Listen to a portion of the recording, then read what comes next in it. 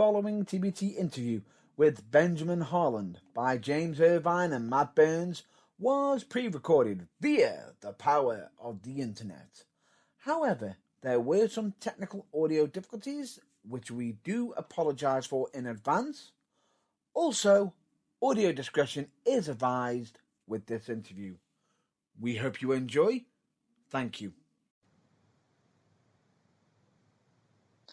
Hello, ladies and gentlemen, dude and dudettes.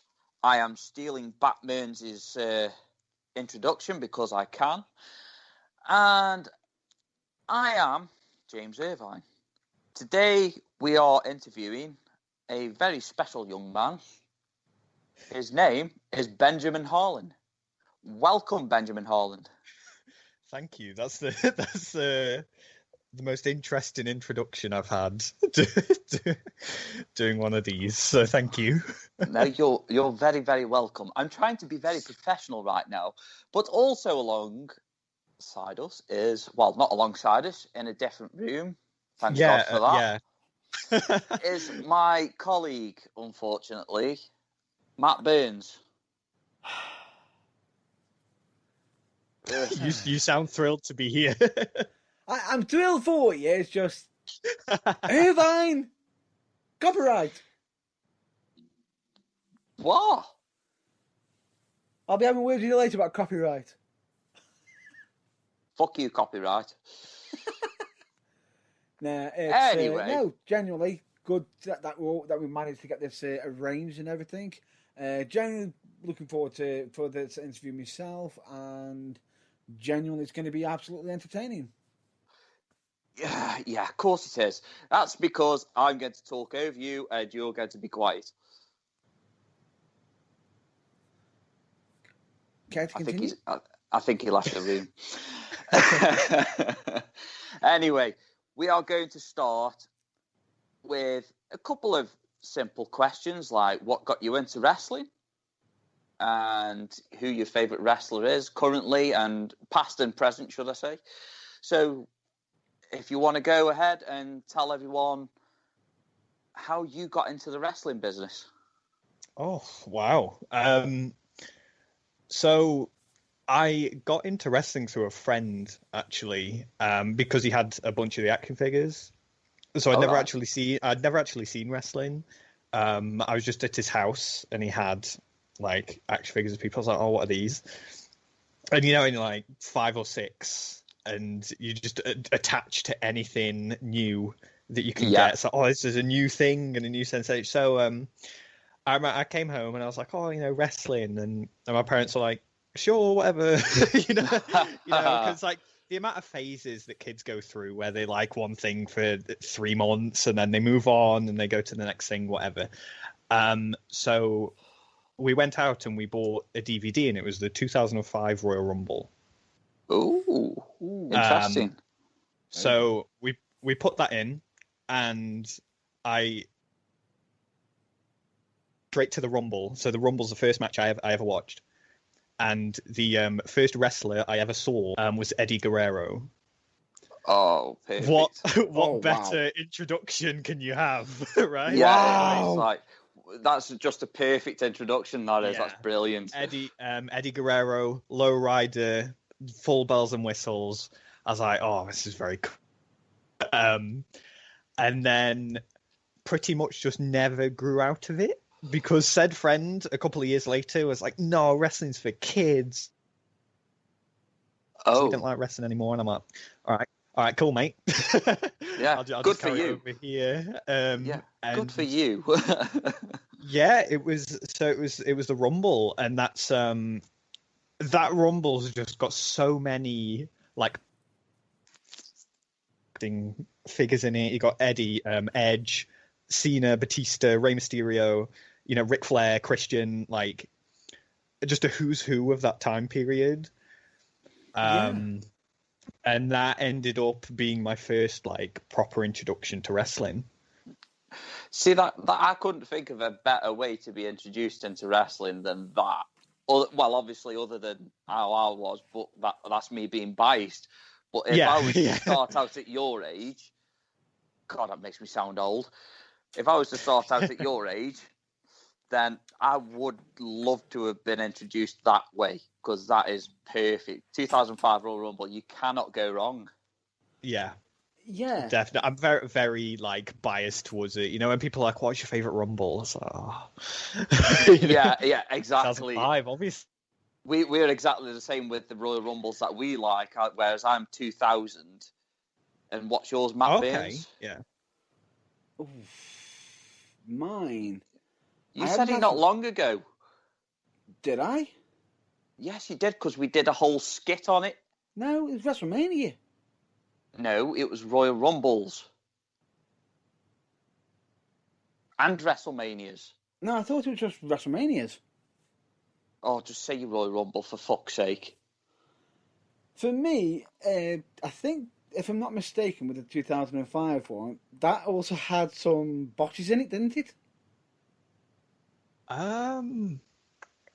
Did it have the infamous Vince McMahon botch? Yeah, no, it did at the end. Yeah, Vince came out and like, I was like, I think I would have been 6 because of the timing, but I'm just like, okay, this man's just sitting down. I have no idea what happened. I don't know what's going on. I was like, okay, this old man who I don't know has just come in and sat down in the ring. Very cross. Yeah, very angry. And I was, but you know, I was a kid. I bit for the finish completely. Like, I absolutely loved it, start to end, even with the, you know, which knowing like what we know now and how that was just a huge mistake all around, they improvised that really well. Oh yeah, definitely. They did a great job. Yeah, you'd have thought it was a work, wouldn't you? Really? Yeah, 100%. If Vince came in and stood up, you know, you'd think like that was what was supposed to happen, but you know, poor Vince and his quads. Yeah. Oh yeah, his exploding quads. It's like, Jesus Christ, it Vince, also had bloody Skeletor. If I'm not mistaken, it also even had a hazing in that Rumble as well. It did. Daniel Puder. Yes. Yeah, Daniel Puder came out, cut a little promo on the announce table, and it was Eddie, Chris Benoit, and Hardcore Holly. Yeah. I think were like the first 3 people in with Puder there. Yeah, a position that no rookie was to be in after you've just insulted them. Oh dear, I can't wait. all I'll say is, if you watch it, if someone says that's put on, show them a clip of that. It ain't. God. For me, favorite Rumble 2000. Okay, yeah. 2000. It had plenty of memorable matches.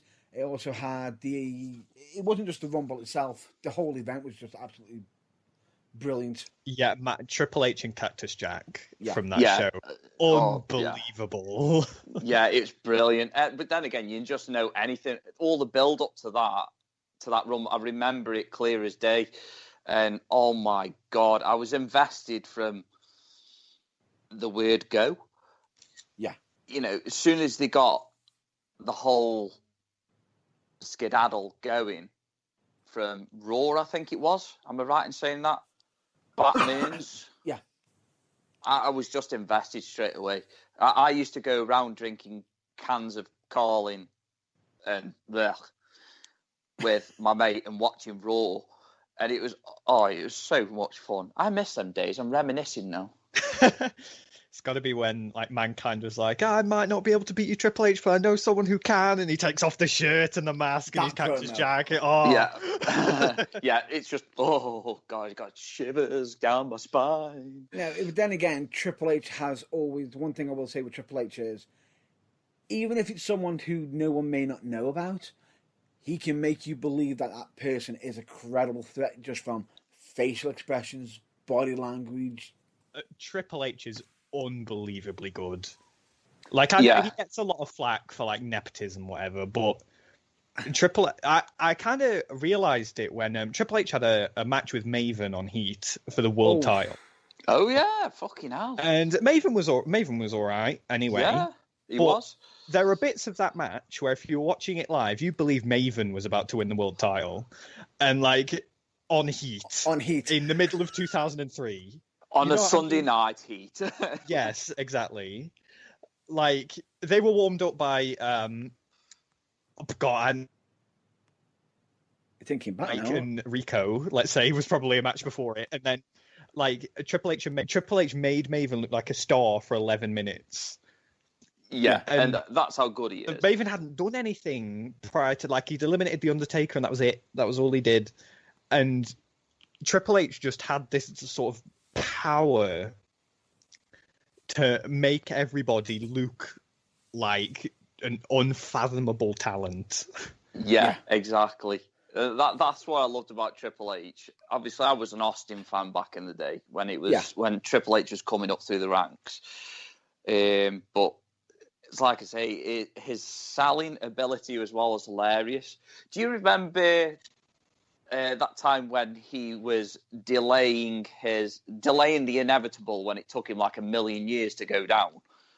Yes, yeah. What felt like a lifetime, even though a lot of people go, "Oh, that's why wrestling." No, that is why wrestling is so funny sometimes. Yeah, it's why it can captivate the audience. It's just, is he going to go? Is he not going to go? Oh. And Shawn Michaels' reactions in the background were brilliant.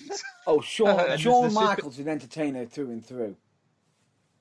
Like, Triple H is like this super serious character, whatever, he's like a badass. He just comes out and looks like a star. And then there's the time where there was a little kid in a hurricane mask in the crowd. And Triple H is like threatening to fight this little kid, and the little kid's squaring up to him. Triple H hiding behind Earl Hebner and stuff. And it's like, yeah. That's the kind of want to sort of replicate where you can, because I think that's absolutely my favorite kind of sort of people in. Where you can do, you can have a super serious, like, intense match, but you can also do comedy and you can do character work and little aspects of that. Like, that's sort of what I want to encapsulate. To be fair, from what I've seen of yourself so far, with training with you and stuff like that, is that you can actually pull that off. Yes, you can. Oh, thank you.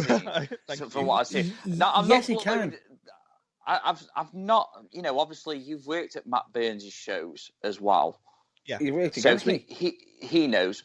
Shut up, Matt Burns. I'm talking to Con, not you. Thank you very much. Silence. And away we go again. So yeah, obviously he knows your abilities. He knows your character, so he's familiar with you, and he can actually say from first-hand experience. So I can also say from first-hand experience, because obviously I've trained with you, and you've taught me quite a bit as well. So I can see that you are going to be really, really, really good one day, and I think you'll come off really good one day.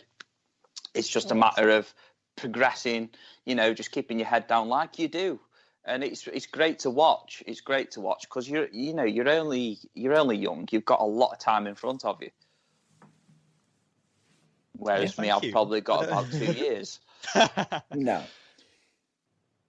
I'm not trying to blow smoke up your backside. No.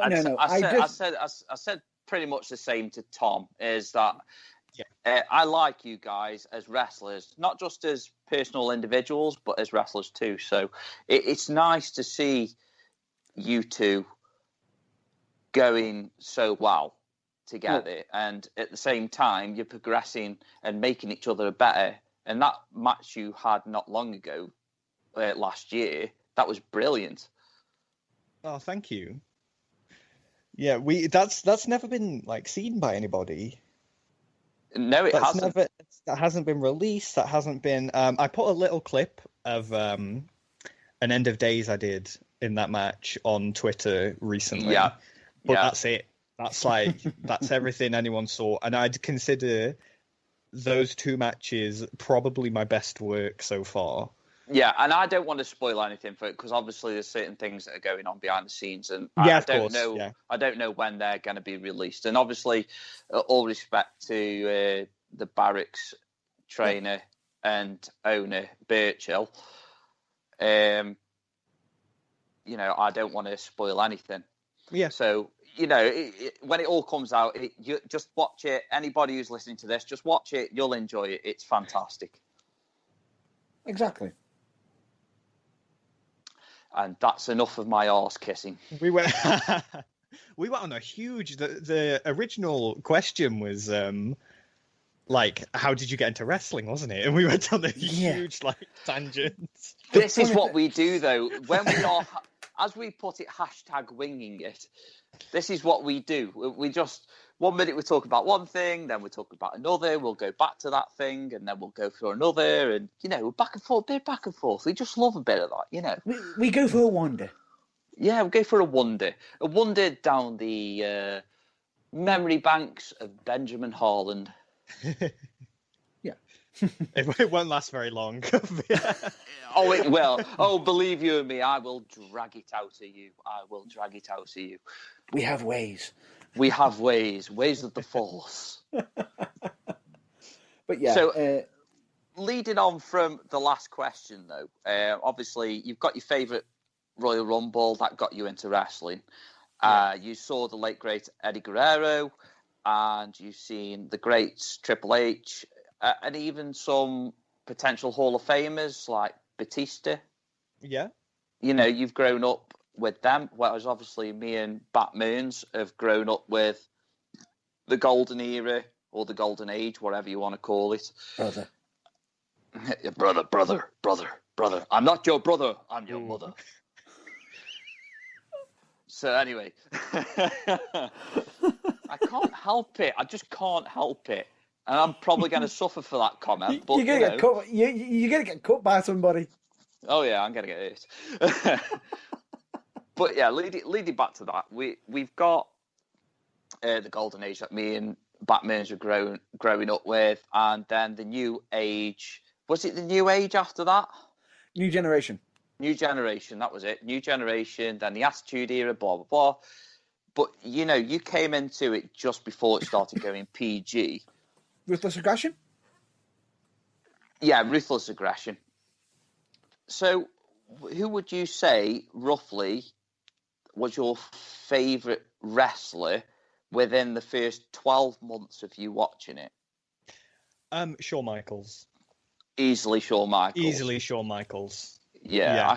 I can understand that. Everybody loves Shawn Michaels. It's because at the time, a lot of my wrestling consumption just came from whatever I could find. Like, I was too young to stay up and watch Raw. We couldn't afford pay-per-views. So it was a lot of, VHS from a car boot, things like that. So old days. One of the only constants through all of that was Shawn Michaels. Exactly, yeah. And, from, I think... what was it? It was Survivor Series 92. Right. I think that had him and Bret Hart on it. Don't quote me. I'm not sure if that's properly accurate. You'd have to ask the guru. But that match was fantastic. Sure. And Shawn Michaels just... and Shawn Michaels just has this great, he can just draw you in to what you're watching, can't he? Yeah, exactly. And, even off the rails, Shawn Michaels was fantastic. Yeah, off the rails. So it was 100% Shawn Michaels was the guy. Did you say 1998? No, 92. 92. Yeah. I just want to just double think on it. No, in other words, he's looking at Google again. Get off Google. I thought you knew everything. I don't think it's... Is it the one with Shawn Michaels on it? It's Shawn Michaels versus Bret Hart. I don't think that was the... I think it was actually a bit more later. That one was. I'm double checking now. Everybody's on Google, apart from me. No, it was the main event. It was the main event for the world title. Bret beat Shawn. Oh, it's the one way it wasn't on the poster, was it? No, it's not the screw job. No. No, that's what I was thinking. Yeah. That's why my brain froze for a second. I thought you were referring to the infamous one. No, because that show had what was supposed to be like Savage and Warrior against Flair and Razor. Warrior wasn't there for whatever reason, so it was perfect instead. We know why that, actually. Would you like to know what the reason was? Oh no! For God's sake, no. It might have been during the time he basically left the company, was let go from the company due to a certain stunt. That's all I'm going to say. Moving on. Oh, thank God for that. I think that's the one that you're on about. It also had Big Boss Man versus Nails. Yes, it did. It did. Nails. That's a name I haven't heard in ages. And High Energy and the Head Shrinkers were in the opener as well. Wow. See, can you imagine when I was... My wrestling growing up was really varied. I was just about to say, it's your wrestling growing up as a child, you obviously had a lot more going than we did growing up, because all we had was like the golden age or era, whatever you want to call it. And it's like, all you had was Hulkamania, Andre the Giant, Macho Man. All the greats, Ric Flairs and what have you. You couldn't really look back through the history when you start later on in life, because obviously we just carried on, and I still thought it was real up until I was about 20. Spoiler alert for everybody: wrestling. Whoa! You can't. Wrestling. Whoa! It's real to me. Damn it! Wrestling is not a joke. Thank you. See, you thought I was going somewhere else with that, didn't you? Thank you. Fuck you, Burns. Fuck you, Burns. If you could see me right now, you'd see that my head's moving from side to side. Randomness. Fuck it. Anyway, the question is if it was from side to side, would it be D'Lo style? There you go, D'Lo Brown. Just imagine D'Lo Brown. D'Lo Brown shaking his head side to side, going off his nut. Please continue. Yeah, so who would you say now currently is your favourite wrestler? Oh man. There's so many at the minute, it's unreal. Yeah. Better yet, would you like me to make it easier for you? Yeah, okay. You can pick one from each section, like certain categories. Like you have like your mainstream, like your WWE, AEW, and everything. Then you have your independents. And then you can have a British one if you wanted to. Okay. Male, go for your male, female. Female, yep. Yeah, can do that, no issue. Favorite mainstream wrestler right now, Finn Balor, is untouchable. Yes. Absolutely untouchable. He's not the only prince, though, is he? And true. See? It tends to like rotate between a core 3 people, which like if Tom's listening to this, he already knows who the 3 people are. But it's between Sami Zayn, Kevin Owens, and Finn Balor. Those are like my 3 sort of top guys, I'd say. As far as female wrestlers go, Bianca Belair. Yeah. Ridiculously good. Stupid talented. How? one of those good at everything people. Yeah. I think as far as like American indies go, Tony Deppen is fantastic. Ooh. I love Tony Deppen, and cool. I'd say Thunder Rosa for women, because she's not NWA Women's Champion anymore, is she? But no, even though she's on the AEW, I wouldn't classify her as actually fully signed, is she? She's not. Yeah, I don't think so. She's actually independent.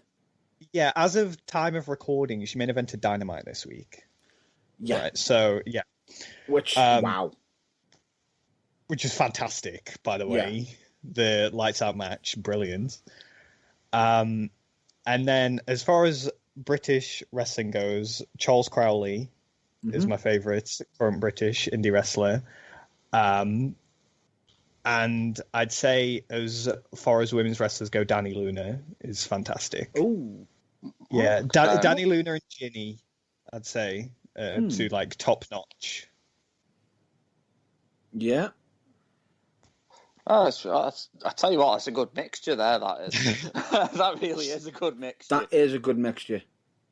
It really, really is. Oh, what you're talking about the lights out match? What were your thoughts on that?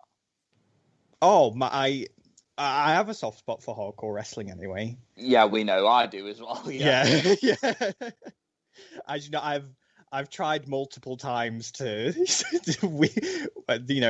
get my way into a hardcore match. But I have a soft spot for hardcore wrestling, and like that had been building for a long time.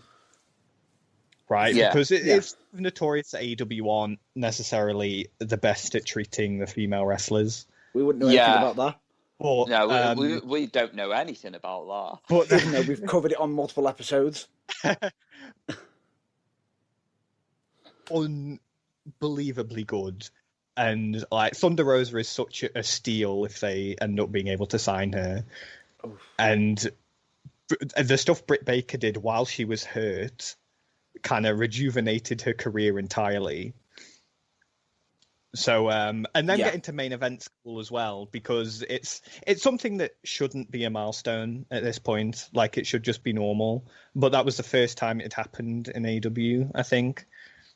Yeah, it is. So hopefully just leads the way where nobody will blink twice at a women's main event, or like a women's hardcore match or a women's ladder match or things like this, because they're easily, I don't think there's any question, on par with men's wrestling, better a lot of the time. Yeah, I was just about to say, I was going to ask you that question. I mean, with regards to talent and individual matches, obviously we had the debacle in AEW with the exploding barbed wire match. The exploding sparkly match. But, they've covered, obviously, me and Matt Burns say that they have managed to cover it really well. Yeah. And the fact that I think that Eddie Kingston is a pound shop John Cena's got nothing to do with it. But I think they've really... honestly, I really do. You know this. I've covered it on multiple episodes. It's still harsh. It is harsh, but I don't care. No. If I'm not mistaken, you didn't just say pound shop John Cena. Well, no, I didn't. I probably said a bit more than that. I can't remember, though. I've been asleep since then. So you don't remember calling him the Wish version? Oh, yes! What I ordered on Wish and what I got on Wish. Oh, that was brilliant. I'm such a comedy genius, not. Dear. It's not like anybody's ever used that one before. So, yeah, between AEW and WWE and Ring of Honor and New Japan, who would you say has got the better male and female roster? Because we've had this debate quite a few times. It has to be WWE. I don't think there's... No, is it WWE is in main WWE or WWE NXT? I'd say as far as core men's roster go, I'd say WWE, and then women's roster NXT. Yeah. So your whole WWE. See, I look at it from a perspective of creative freedom. Whereas I think NXT's got a lot more creative freedom, although Vince is trying to dip his wick in there as well, so to speak. Yep. And you can tell. But NXT, for me, has got the best female roster. Okay. I would say individual wrestlers on the male side, WWE have got the better wrestlers, but I believe that on an individual match basis, I believe that AEW have got the better roster. Okay. I think it's just because I find AEW more entertaining because it's not as predictable as WWE. Right. Okay. But that's just my opinion, though. But opinions are like arseholes. Everybody's got one. It's all just opinion. And like I can't do with like the Wednesday Night Wars and all that kind of stuff. And that was just they got 20,000 more people watching, and ratings don't matter. It's 2021. Nobody watches TV. That's not what happens.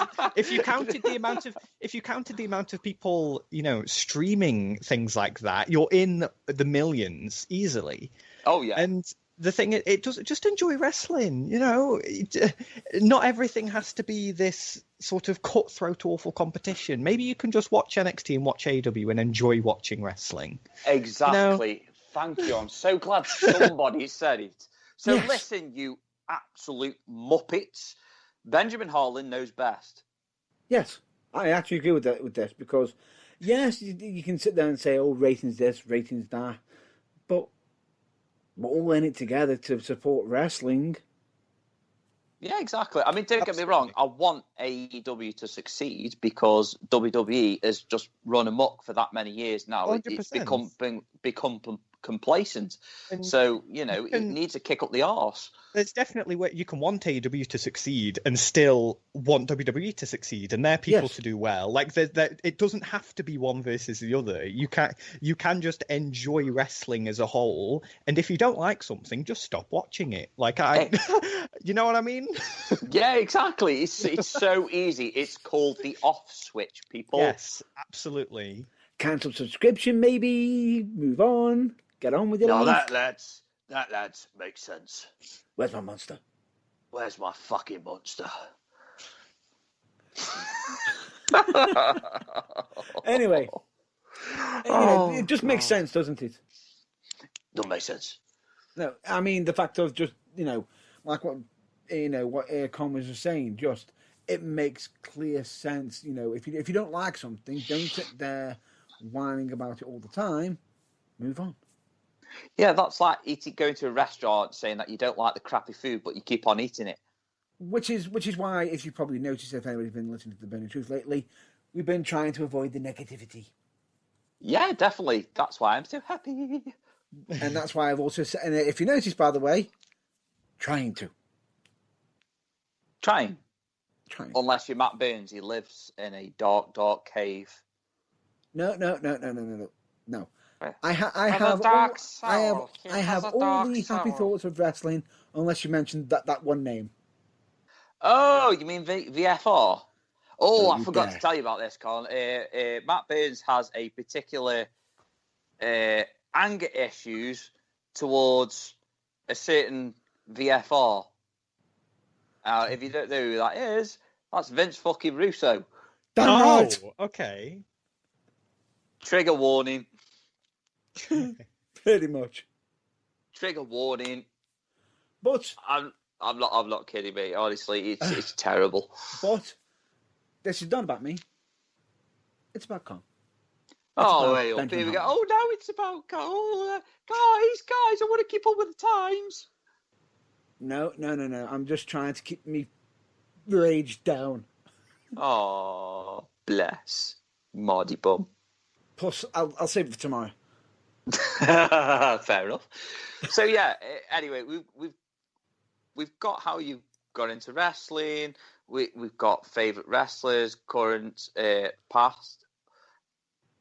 Because I would say that Shawn Michaels would have also been your past favorite wrestler as well as your current. When you first got into wrestling.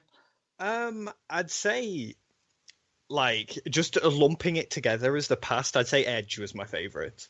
Oh, right, okay, yeah. No, that's perfect. That's perfect.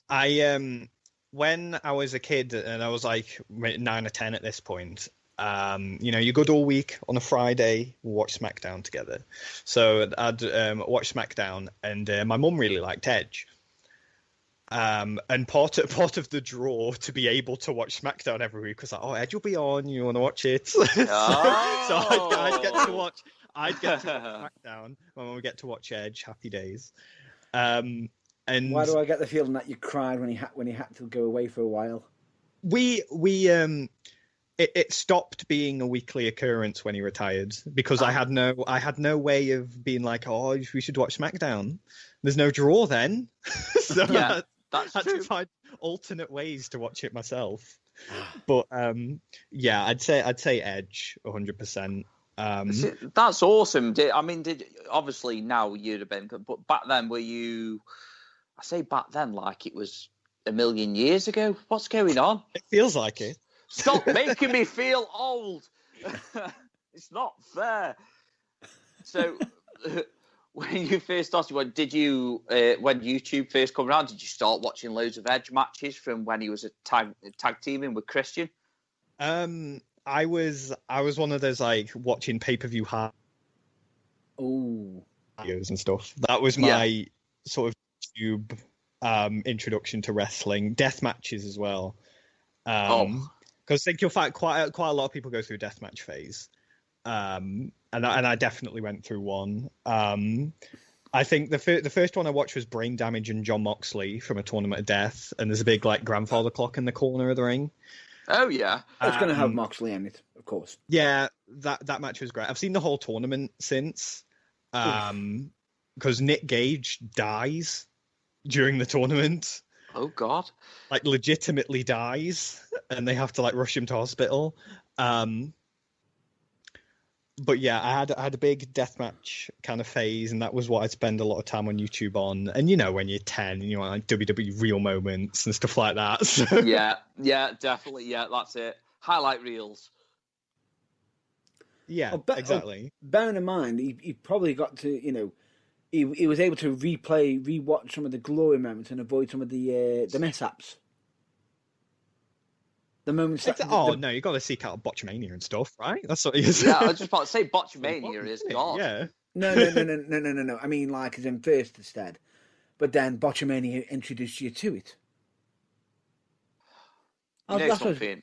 I'm just going to say this now, Con, because obviously a lot of other people have noticed it. But why do you sound like that cat that goes no? Why? You. I was really confused for a second. Then I was confused then for a second. No, because you just went no.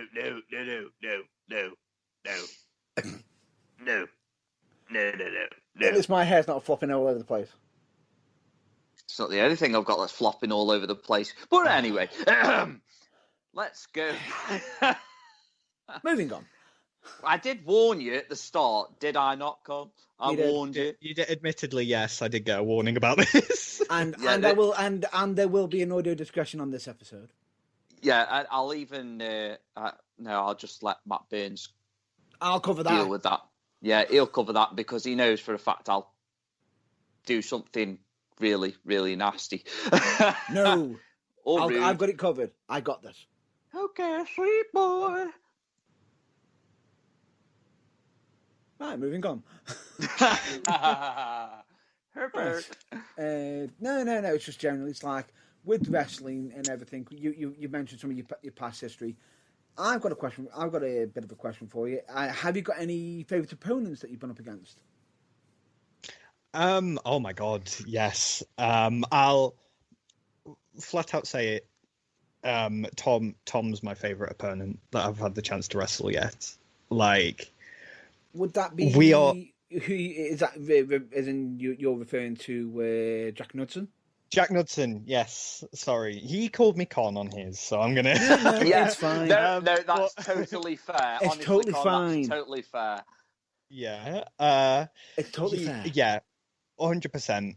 We are the polar opposites when it comes to wrestling. We actually had a conversation about this. I think it was last week. About how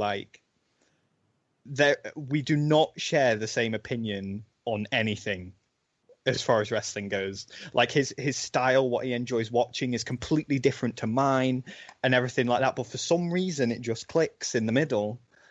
Yeah, it does.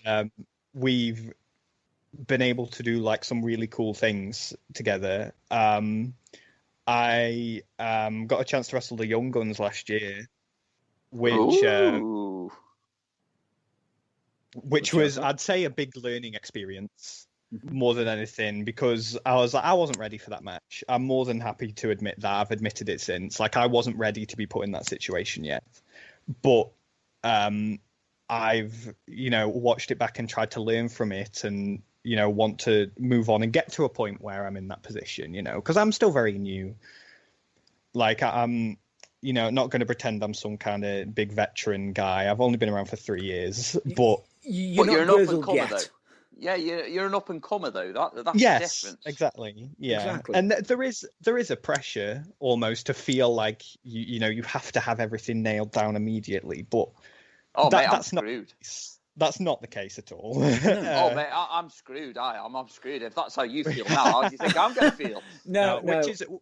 It's easy for me to say to other people, like I can be like, you've got tons of time, that's fine. But when it comes to thinking about it yourself, it's hard to get out of the mindset of like, man, why don't I why don't I have it down? I'm going to have it down all the way. You'll always find something you don't like about what you're doing, but it's also important to maybe step back and realize, like, I've done a lot and I've been able to do some really cool things, and I've progressed a lot since, exactly. a year ago or 2 years ago, things like that. Like, it's good to reflect. And I've gone on a tangent again, but no. This is what we want. We want you to show people how much you love wrestling, and what better way of doing it? And it's the best way of doing it. Honestly, we want you to have the freedom to tell people about you. But this is, and I wouldn't say it's a tangent. It's sort of, a lot of people always sort of try to get ahead before, they try to learn to run before walking. Yes. It's not something, absolutely. it's something you got to take your time at. And the funny thing about it is, everyone thinks that when they're in the wrestling business, you need to get your fame now. And it's not that. Absolutely right. I'm like the modern day DDP. I am. You know what I mean? I'm old and I'm fucked already, but I'm gonna go for it. You're not that old. Shut the fuck up, you. You're not that old. And bear in mind, when did DDP started wrestling? Was it about 38, 39? More close to his 40s. He was something along those lines. He was definitely like late 30s, early 40s. Late 30s, early 40s? You'll catch me in about 10 years doing yoga. DDP yoga's great. No slander there. Yeah. DDP yoga's no. Why is it that when he said that, I just hit in my head, Philip J. Fry, here, take my money. Futurama, lovely. Coming soon. To bob back on track a little bit, obviously I got, Tom's one of my favourite people to wrestle. I got to wrestle the Young Guns. Danny Chase, absolutely fantastic. Cool. Works in Nottingham a lot, like House of Pain, Hope Wrestling. Yeah. Philip Michael is unbelievably good. Like, absolutely fantastic. We had our match on about 10 minutes notice, and it's one of my favourite matches I've had. Like, top-notch person, great to work with. I've had the chance to wrestle like really cool people. I wrestled the Hunter brothers a couple of years ago, and one of the number one tag teams on the UK scene. That is 100%. Yeah, absolutely. And like, I don't think you'll find anyone who'll disagree with that. To be honest, like the Hunter brothers are spectacular. Definitely. I got the chat. I had a singles match with Jim and a 6-man tag with those two and Dan Maloney, which one of the craziest days. Good. Of my life. I'm sure you can imagine. So you got the Hunter brothers and what I would call the super beast Dan Maloney. Yeah, there was a lot of changes that day too. Like I won't pull it back fully, but originally there was just going to be 3 singles matches. Don't worry about it. Like that's it. But we'd only just formed AWOL properly a few weeks at Future, and we were coming into this show, and Tom's a good guy. Me and Andy aren't. So, the original sort of idea, Tom and Dan Maloney wrestle Jim, and Andy will wrestle Lee. I don't know if Birchall had seen like our matches AWOL previously, because we've been trying to get it across for a while, and that was our first chance to do it. So a couple of hours before the show is like, you're AWOL now, you're having a 6-man tag in the main, and you're having your singles matches. And we were like 6 months in, like all of us into working semi-regularly. So, thrown into the deep end much. Yeah, just a little bit. But they're absolutely stellar guys, fantastic to work with. They offered us all a beer post-match. Andy don't drink, and they didn't offer Tom one because he looked too young. So we all had a post-match slush together. So that's one of the weirdest experiences. Go ahead. With that. I can't do either. Yeah, I don't like slush, but like it was the 1st of June, the building was really hot. No, but for me, that would be more or less like, you know what? I might just go forget it. Just go for it.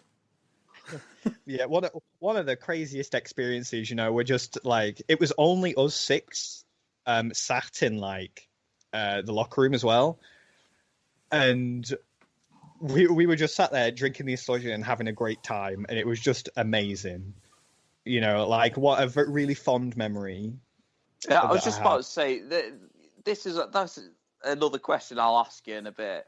But obviously, when it comes down to wrestling, you shouldn't really look at it as everybody hates each other, or you got the good guys and bad guys. Because genuinely, outside of wrestling, they're all decent guys. Well, majority are decent guys. Yeah, I'd say now more than ever, you're going to find the good. Yeah, now more than ever, you're going to find at shows and things. Yeah, exactly. And I mean, obviously, just like us, you're an advocate for #speaking out as well. So yeah, of course, yeah, that is the main meaning behind that. So yeah, you will find more better people outside of wrestling now. Fingers crossed. Yeah, it's a great, like, to make a chicken salad out of chicken shit, let's say. Like, there are so many new open opportunities for people now. Oh yeah, agreed. That, like, there needs to essentially be a new crop of British wrestling. And I know, at least personally, I'm like sort of chomping at the bit to get there and, try and be a part of like the new crop of guys where you're thinking of like, you're thinking of British wrestling. You want like to be this person, this person, this person, this person. Like you want to be one of those people. Yeah, you do. Yeah. Yeah. And you will make it there. And I have every faith in you that you will. Thank you. I appreciate that. Yeah, but that's what I mean though. I because I could get to see it firsthand for myself, and I can see it there. You've got it in you, and you will get there. It's just a matter of timing. Yeah, absolutely. I believe my colleague, what he's trying to say is it's not a matter of if, more of a matter of when. Yeah, exactly. Yeah, it is. It is a case of that. It really, really is. So, just go with the flow, man. Yeah. No, it's something I actually agree upon. I agree with Irvine on this, and this is feeling unusual. Me and Irvine agreeing on things. Oh God! Don't make me vomit again.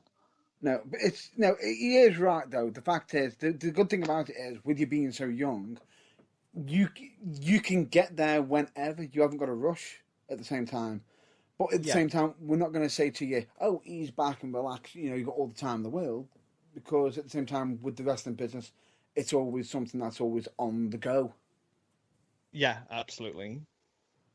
And it's something that, with a lot of the travel and everything, it can be a bit of a wear and tear on you. But I'm pretty sure that, like I said, like we've all said, it's not a matter of if, it's more of a matter of when. Exactly. So, now that we've finished blowing smoke up your bottom, what we're going to do is we are going to ask you, who would you like or potentially like, who would you, if you could wrestle anyone in the world right now, who would it be? Sami Zayn. Sami Zayn. I had a feeling that you were going to go with your top three, obviously. Yeah. So I just had this feeling you were going to say Sami Zayn. I don't know why, but I just did. I already knew. Sami Zayn, 100%. Oh, God. I'd have to change half of my things because a lot of my influence has come from Sami Zayn. Yeah, that's telling. No, I don't know if that's good or bad. No, that's good. That's good. No, because as much as it is telling, the one thing I will say with wrestling, it's always down to the individual and their version of it. And as much as you may sit there and say, "Oh, you do a lot of things that he does," you don't necessarily do them the exact same way. No, that's true. I agree with that. Your own. Exactly. I agree with that. I agree with that totally. And there are things that you do see and you're just like, oh, I like how you put that spin on it. Or it looks better that way, actually. I think it feels like, at least to me, it comes from being more comfortable in what I'm doing. Because when I debuted, which was August 2018, I was playing a character that I wasn't comfortable playing. I was, doing things that I thought I had rather than things I want. You know what I mean? And yeah. And then naturally, through being able to wrestle more and through being in more locker rooms and being around more people, kind of tried to develop into, something I'd like to think is unique, and something that is representative of what I want to show, like a presentation I am proud to give, basically. Yeah. I want to wrestle as if I'm proud, and I'm thinking, oh, he's cool. I like his style of wrestling. I'm wrestling for the people in the crowd and the people in the back, but I'm also wrestling for me when I was 10, being drawn into all these new wrestlers. Like, what would I have liked as a child? Yeah, and that's the thing with you being so young, you've actually got that perspective to go on. Yeah, it's my memory of it's fuzzy at best now from like a concussion or so, but no. I have no idea what you're on about there. I don't remember. Yeah, I know what drew me in, and I'd like to have a little bit of that in my wrestling because, I want to do what's going to be the best for the match. I want to do what's going to be best for the show. I want to do what's going to represent me and my opponent in a good way. In other words, what's best for business? Yeah, absolutely. And you want to, you have to think about the whole package. Mm-hmm. You have to, because things fall apart if you're only thinking about one thing. If your concern is yourself, then you are more likely to injure yourself or the person you're wrestling. Yep. 100%. If your concern is specifically the spot on the show that you're in, you might not wrestle to your full potential because you're bitter about being in the second match or whatever. There's no bad spot on a card. No, there isn't. If you're wrestling if you're wrestling, you have a spot, and I genuinely firmly believe that you should work to keep that spot, and you should work to make that spot better if that's, the way you're progressing.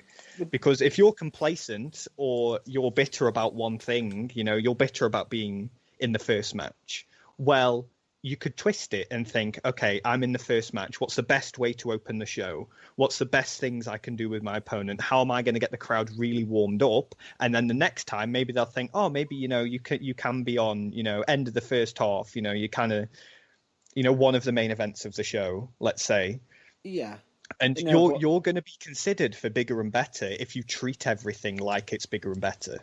Yeah, exactly. That's true. I agree with that totally. Yeah, a lot of people have the misconception, and this is where I'm going to have to point this out. A lot of people have the misconception that if you're on first, that's not an important match. Oh, absolutely not. Wrong. It's so wrong. Yeah. It is one of the most important matches, if anything. 100%. Because, bear this in mind, a lot of people don't sit there and think, oh, I'm opening a match, my match is done early. No, of course not. That wasn't like a shot at anybody. It was it's just a general expression. Yeah. No, it's just a general expression. It's not shots at anybody. It's just all certain fans who sit there saying, "Well, is he on the first match? He'd be very entertaining later on." It's like, no. Bear this in mind. Whatever the first match is, they are the ones who are setting the bar first. Exactly. Allow me to explain this in the Irvine way. When you go to sleep with somebody, you warm the oven before putting your bun in the oven. We'll leave it there. Keep it clean. Keep it clean. I just thought to myself, I thought I could be really vulgar here, but no, I decided to go with the bread route. It's definitely like if you're the opening, there's an art to an opening match, I'd argue. That you, especially as a heel, will be the first person that this crowd sees. You are the representative of pro wrestling to these people for this few minutes. And there's such not pressure, but there's a good motivator to that. Yeah. Because the crowd are excited for the show to start. They are going to enjoy what you're doing, and you can either take that as, I can do as little as humanly possible and they're still going to like it because it's the first wrestling they're seeing. Or you can take it and twist it and go, if this opening match is fantastic, then not only is everybody else going to have to step up and make their matches good too, you're going to make the entire show good. You're going to give people positive memories to leave with. You're going to get more people coming back.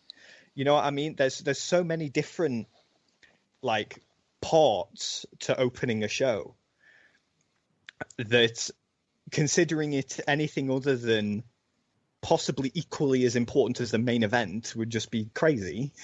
Yeah, definitely. Yeah. Definitely. Something right now, I could kiss you. I really, really could, because you've just literally possibly blown everybody's mind, because it's such a positive way of looking at the first match, because not everybody thinks that the first match is great. I mean, it's like recently we've had first matches with Drew McIntyre in for the title. Absolutely. And I mean, come on, they were really good matches. Really, really good. Yeah. So I think there's lots of excitement pre-WrestleManias about what's going to open the show, because you open the show strong. Yeah, exactly. You open the show strong and just hope and pray that it gets stronger from there on. But crowd are invested from the first match. If they see it's going to be a pile of dog shit, then they're not really going to be invested. Yeah, it's going to make it harder to get them invested. You've got to put your best foot forward, start as you mean to go on. Yeah. If you can set a really good first impression in that opening match, then the crowd are going to be buzzing. You're going to be buzzing. You've just had a great match. Your opponent's going to be buzzing. You've got something else to add to your portfolio. Your promoters and, your owners of companies are going to be very happy because you're going to make people come back to see you again. You're going to make people come back to see the show again, because it's like, wow, what a crazy way to start this show. Like, if all the shows start like this, I want to be at all the shows. Exactly. Oh, thank you so much. I'm ready to climax now. Take me now. He's going on the roller coaster. Maybe it's just, I don't know, naivety because I'm, 10 years in or whatever. But I think there's just such an excitement to wrestling anyway. Yeah. That when you have sort of the extra little motivator, you have like you're going to be the opener, you're going to be in the main event, this match is going to be for a title, we're building to this story, like the excitement's already there. But when you can work on something like that, and especially when, you have some of the freedom to go to people and you can pitch different things and you can be like, oh, well, we're having this match, so I think it'd be a really good idea if we could do this, and then we could build to another match in the future and things like that. And there's definitely a difference between that and politicking. Yeah, politicking is just boring. It bores the shit out of me. Yeah. Oh, no, shit, we said politicking. Oh, no, fuck. No. You're wasting... If you're wasting your time trying to politic, then I don't know what to say to you, because maybe you should take yourself a little less seriously. I think that's my opinion on sort of politics. God, and things. you've probably just gone and upset somebody else that we know.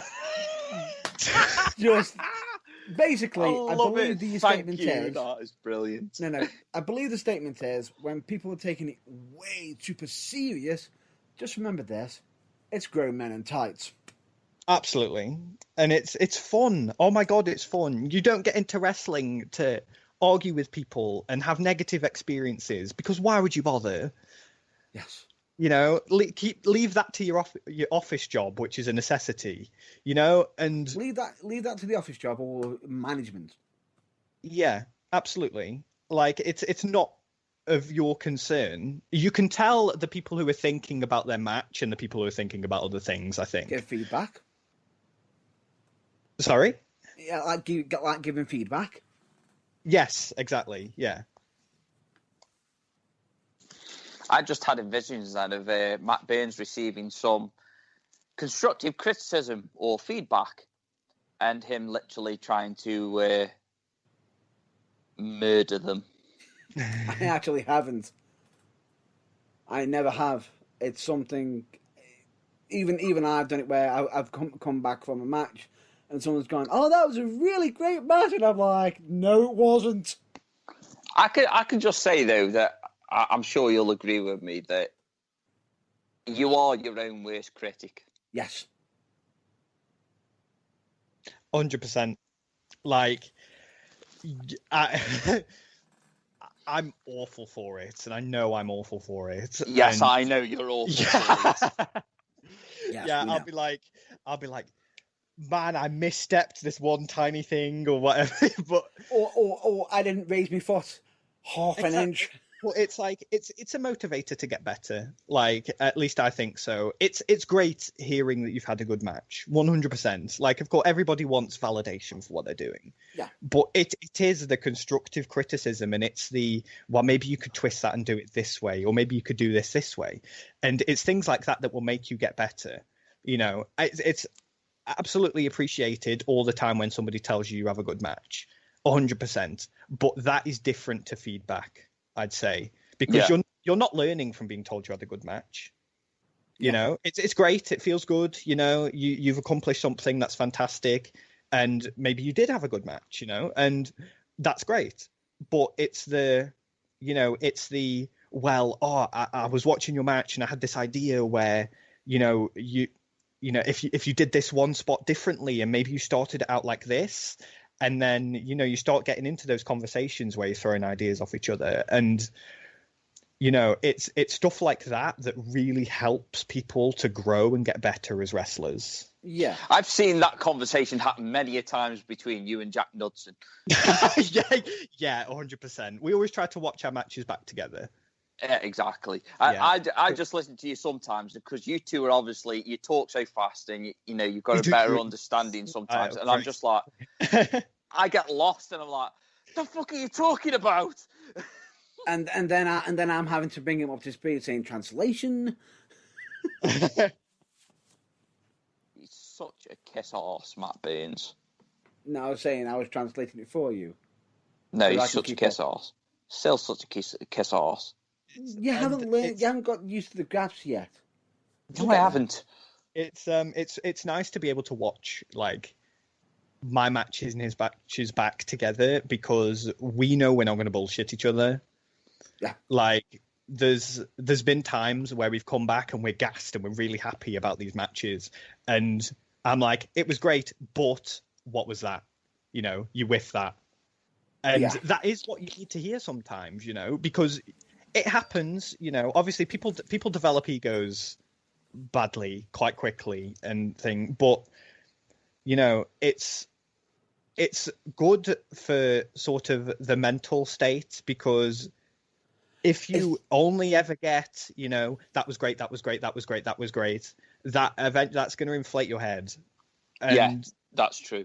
You know, and it does happen, and it happens really quickly to people sometimes. And, you know, and to the point where they'll get criticized for one thing and then they're like, their world is crushed.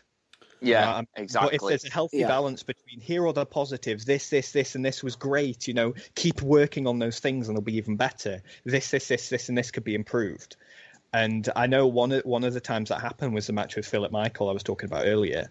I was really happy with it, really proud that I'd like been able to have a match like that with someone like him that quickly. And, you know, I came backstage and Tom was there and he was like, I loved it, but you need to work on your clotheslines. Yeah. And I was like, oh, see, because I wouldn't have thought of it, you know, I wouldn't have, because in the moment, unless something's gone like particularly wrong, you can't really tell. So and adrenaline, absolutely. So it's like maybe slow down on your clotheslines, or raise them up a little bit, make them look more powerful and things like that. And then I can go off and work on that. And I can, you know, like start, because you can clothesline a punch bag, you know what I mean? Like there's ways you can practice it and make those kind of things better. And similar with him, I was like, he had a match in Spain with a guy called TJ Charles, who's absolutely fantastic. And they had a fantastic match. They had a great match, and they came back and they were really excited, and it was great. And I was like, that was fantastic. Your headbutt didn't hit. And he's like, oh, okay. So now, like, and since then, we've gone in training and done things where, like, I've just clotheslined him like 100 times. And he's just hit the headbutt on me 100 times. Because we want those little parts to get better and better and better and better and be able to build on what we're doing. Yeah.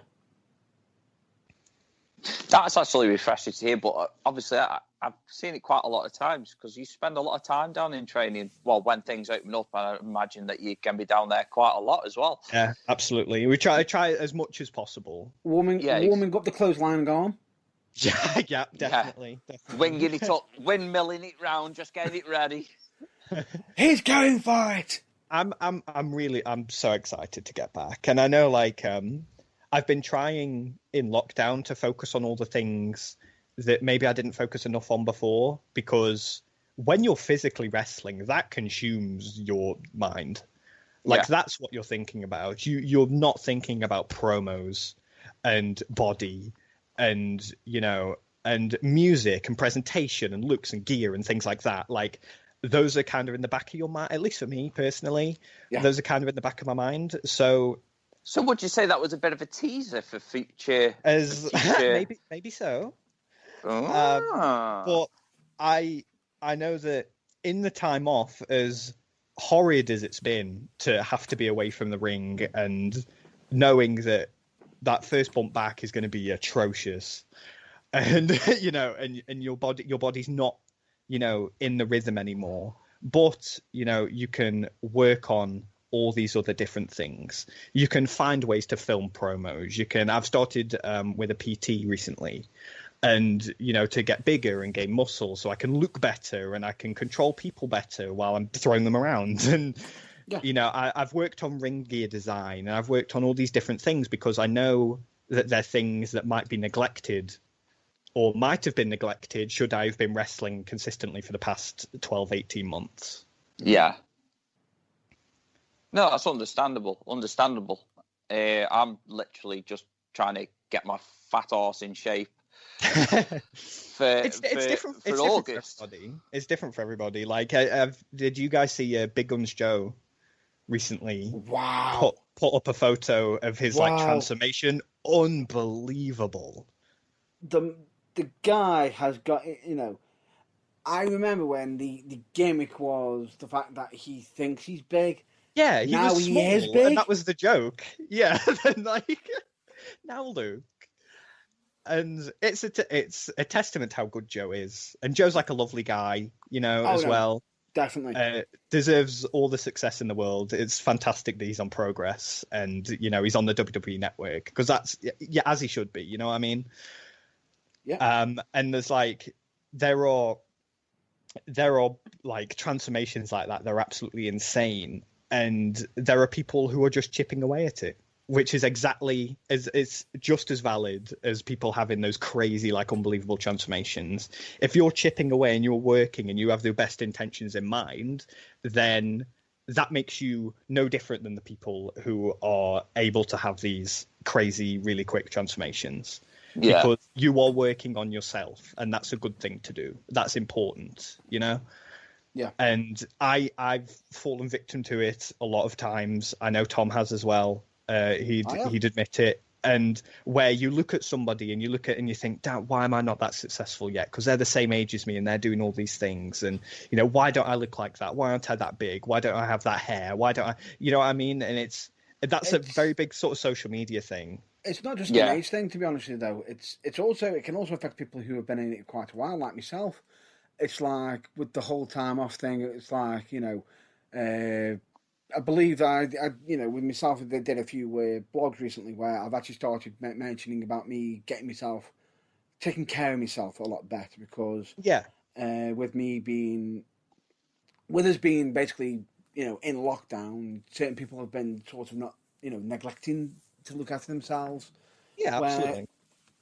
In some cases, certain others haven't needed to do that because they sat there and gone, nope, I want to focus on myself, and praise to them for them jumping straight into it. Absolutely, 100%. Praise to it because even the ones who have sat down and gone and not done it yet, but have realised it and done something about it, gone on them as well. Absolutely. There's no time limit on working on yourself. Not at all. Exactly. I've been working on my figure all out through lockdown. I've had help from Domino's. We're having this really important conversation. I've had help from Domino's, Galaxy. He's lying here, and I know he has. His? Am I?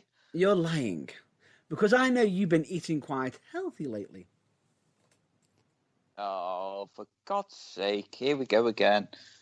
No, and it's actually a good thing. It's good that you are. I was a bit naughty earlier, though. I did eat a Galaxy chocolate bar, and it wasn't a small one. You could get away with it. They do Orange Galaxy now. Have you seen that? Oh! Yeah. Oh, Please stop me heart palpitating right now. Yeah, they do Orange Galaxy.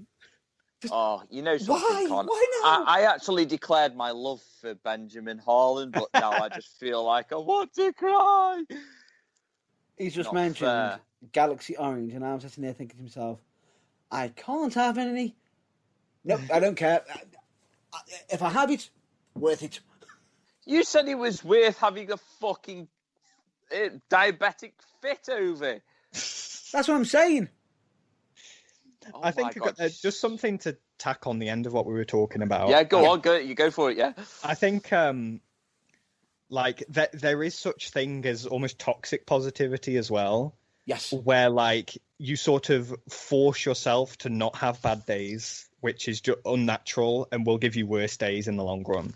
Yes, I agree with that. You totally experience it. You absolutely go along with your mindset, and that's not saying because there are extremes at each end of the, there's, oh man, I don't feel great today, so I'm not gonna do, I'm gonna do less, or I'm gonna take a health day and just look after myself, which is fine. Absolutely do that.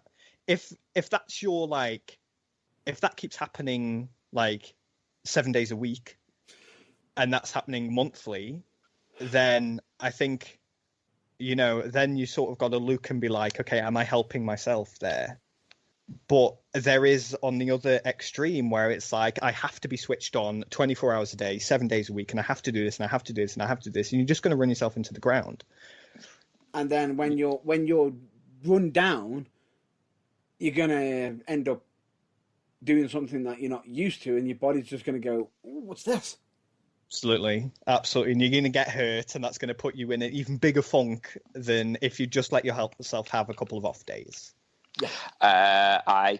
I'm guilty of that at the moment because I did a workout the other day and my butt is still hurting. I believe what. Guilty of it as well. What I'm saying is the fact.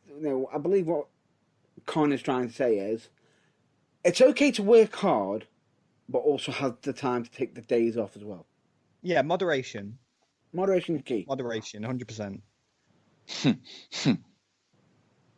I nearly had a giggity moment then. I was expecting. Oh right. I can't do it. No, it's too rude. No, anyway. It's too explicit. Right, but yeah, it's a good one, and it's certain things. It's a good topic to discuss with it is because at the same time, mental health is something that's very, very.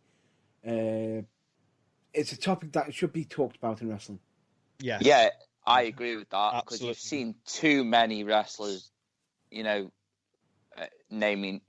Well, there's only one that really, really stands out, but I won't mention it because obviously we're naughty. No naming names. No naming names. But yeah, we've just seen it, and it's gone from like unnoticeable to what the fuck happened there. Yeah, and it's taking one extreme to another, but it's just wow, what happened? So you got to look at mental health, and you've got to be careful with it, and you've got to look after yourself mentally, not just physically, but mentally. Because in my eyes, you can't really look after yourself physically unless you look after yourself mentally. Yeah, absolutely true. But yeah, that's my 2 penneth on the situation. You are the only person that you will be around 24/7. Yeah, so, God knows I hated that. Yeah. No. I hated that, yeah. What? I said I hated that. I hated it so bad. Beginning of lockdown, it was horrible. Yeah, I can imagine. It's something that at the moment we're having to deal with, we're having to experience, but with having the conversations, like reaching out and everything, okay, you might be having a bad day, reaching out, like we said on the podcast many times, reaching out isn't a weakness. No, not at all. But at the same time, we always say, even if you are having a good day, always consider other people's mental health as well. Yeah, of course. Because there is those who are having a bad day from time to time, and it's good. Now, with that, are we staying on that subject, or shall we move on? Hey, I don't mind. It's I don't mind.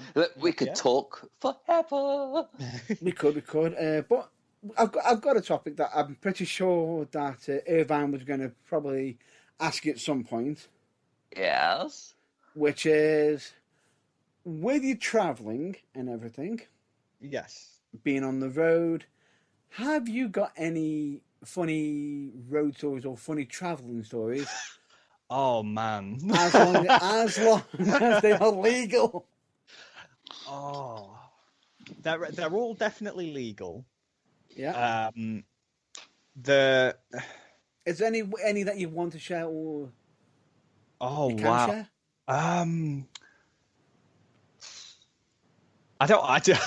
I feel like saying there are ones that I can't share makes me out to be like a fiend. But no, it's not. Yeah. I like where this is going.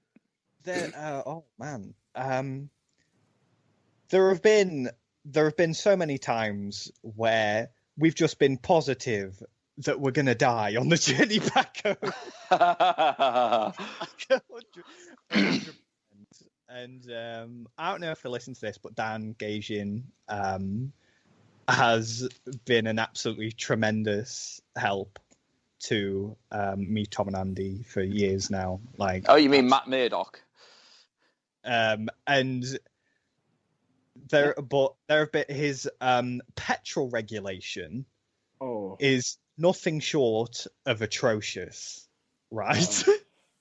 And the amount of times we've been on in a buttfuck nowhere, country lane, no street lights, and his car just starts beeping. And it's like no miles on the thing, and Tom is frantically trying to get some kind of signal so he can find a petrol station, and I'm just sat in the back like, okay, we'll die. That's what's happening now, is it? Okay. And I'm like, but I'm in the back trying to plan, and I'm like, well, we've got bags we can use as pillows. We can sleep here. It's fine. Like, we're all wearing coats. It'll be okay. And like, thankfully, knock on wood, as to now, it's never happened. But there's so many, like, there's a light-hearted one, definitely, that after a PCW show, a lot of us went to this place called Casper's. It's like this dessert restaurant. Oh yeah I know it. Oh my god, it's amazing. Like, I'd never been, but after one of their academy shows, they were like, oh guys, we go to Casper's after, do you want to come? And it just sort of kind of became a thing. And there's a guy who wrestles in Preston called Cerberus. Yes. And we're all there, and we're like, oh man, we've just had a show. We're really hungry. We're gonna, get sugared up for the journey home, and and all that. And we all go. You have to all go up on order separately. We're on this big like round table, whatever. We're all chatting, and we're having a good time. There's about 10 of us there, and then this lady comes over with a cup of tea, and we're like, what? Are you sure this is for us? And we were like, and she was like, a cup of tea, and Cerberus, from the very northern man, just from the corner, goes, oh, that's mine. And we're like, can you imagine 20 years ago if somebody on the road with the New Age Outlaws and and whatever were on the road, and you ordered a cup of tea? I can believe it. Like... I'm sorry, but I can believe it because of past stories I've probably already revealed already. That involves someone asking me about My Little Pony. Oh yeah, the Gangrel story, the My Little Pony. But I could just imagine that though, with fucking, it's just like, can you imagine like Billy Gunn sitting there going, oh, what we having? We all having beers? Yeah. X-Pac sitting there in the corner, and he goes, they all come over with all these beers and everything. Like, what did you order? Is my drink ready? Yeah. Whose is the tea? Oh, that's mine. Are you fucking serious? I have one to name drop with Billy Gunn. Yeah, because you met him, aren't you? We were crazy lucky, like mental 24 hours. I got a text at about 10 o'clock at night, the night before, from Stephen Flodder, the PCW promoter. And he says, hey, I need your help. Billy Gunn is going to be a surprise on our show tomorrow. And we need a way to get him from Comic-Con to Preston and back. Do you think you can help? And I agreed without consulting anybody else, because we're just gonna find a way to do this. This is absurd. So I get on the phone and I ring Andy. I'm like, Andy, are you at work tomorrow? And he goes, yeah. I was like, no, you're not. PCW want us to travel with Billy Gunn. And he goes, I'll see what I can do. And then an hour later, he's like, got it off. And I ring Tom, and he'll tell like this story a little bit better, because he was like under contract to DJ at Alton Towers.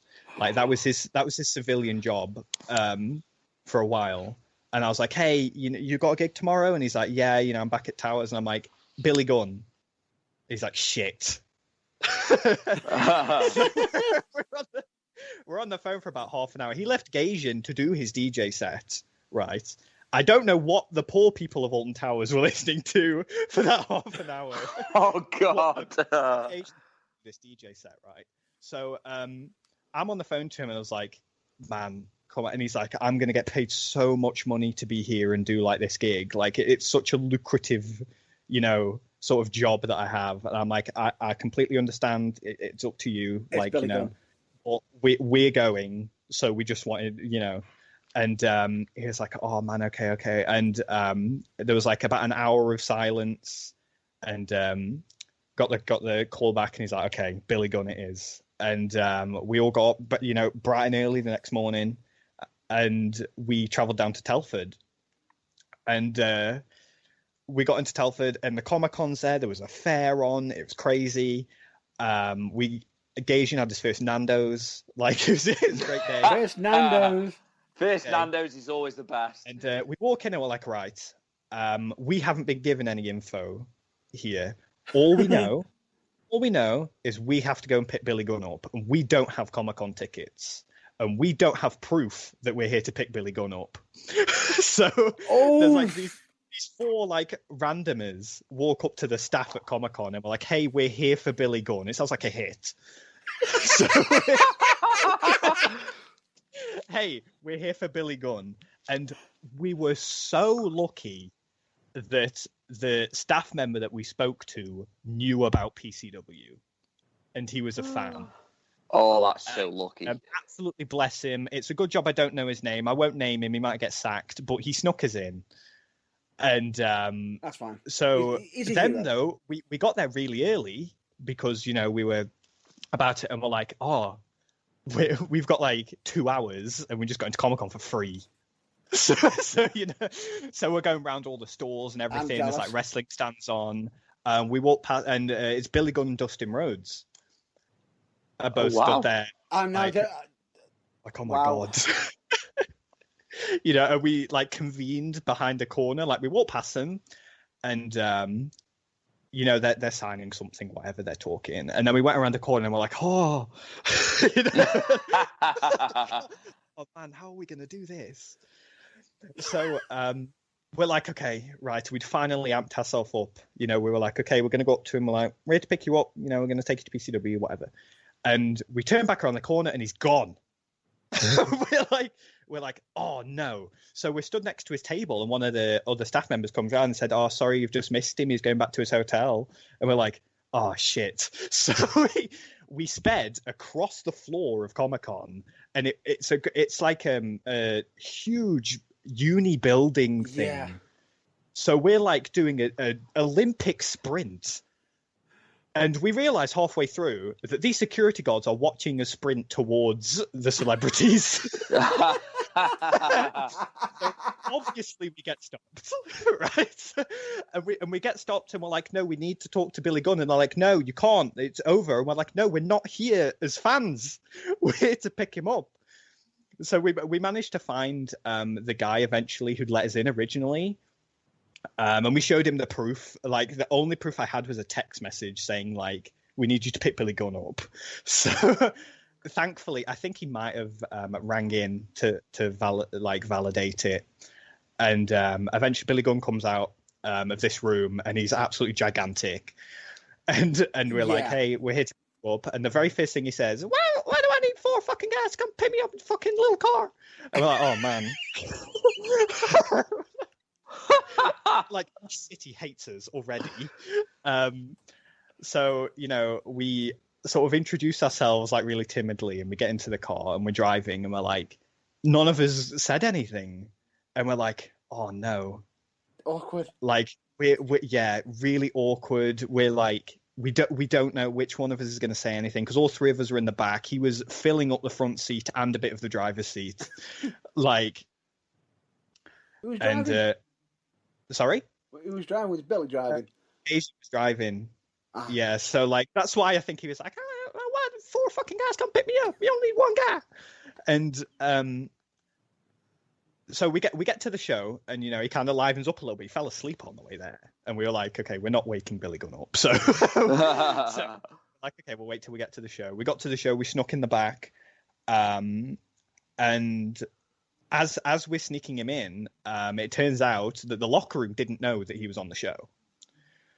So we walk in, and Connor Klein from Paradox and Rio are stood like at the door we need to go in. So we walk in and say hello to them, and then Billy Gunn walks past us. And Connor Klein just looks at me and he's like, is that? And I just shrugged and walked off. Yeah, you mean basically it's like, I was like, did you just arrive with Billy Gunn? I was like, so we get there, just in time. We get to watch the show from backstage. It was great. We got to go around like into sort of like a cordoned off area of the crowd, and we could watch the Billy Gunn run in and see the pop, and he did the famouser, and he did suck it and all this stuff, and we're like, oh man, this is great. And then we realized we got to drive him back, so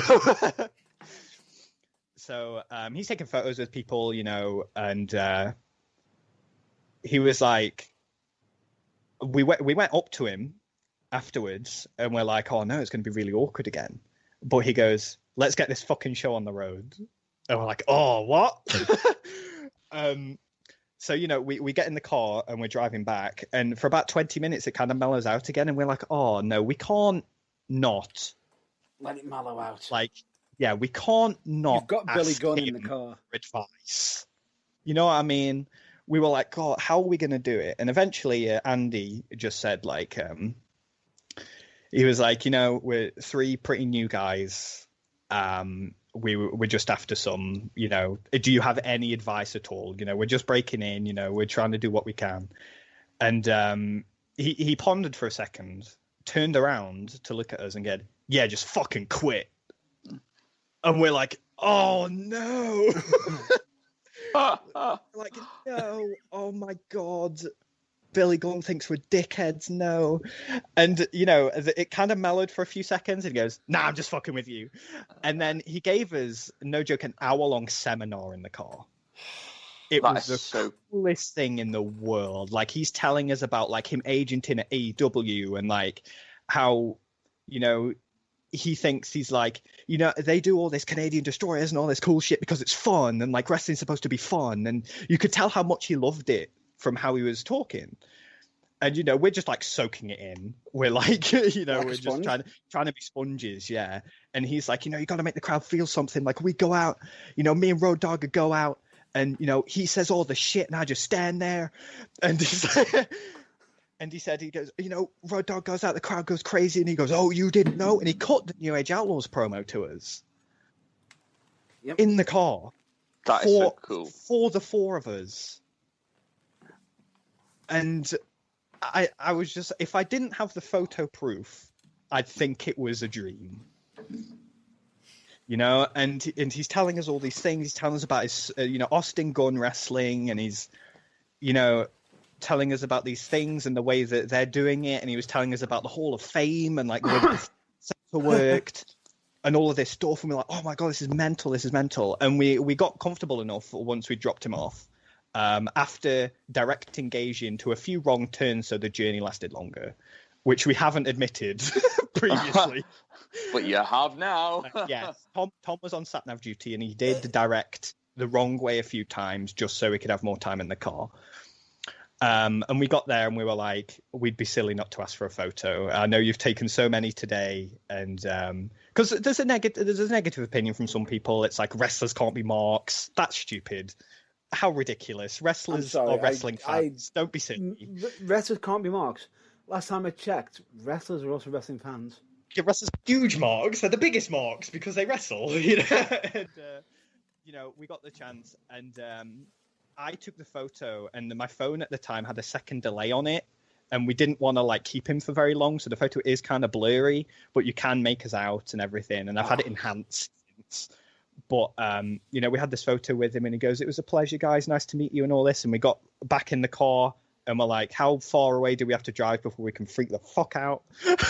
Yeah.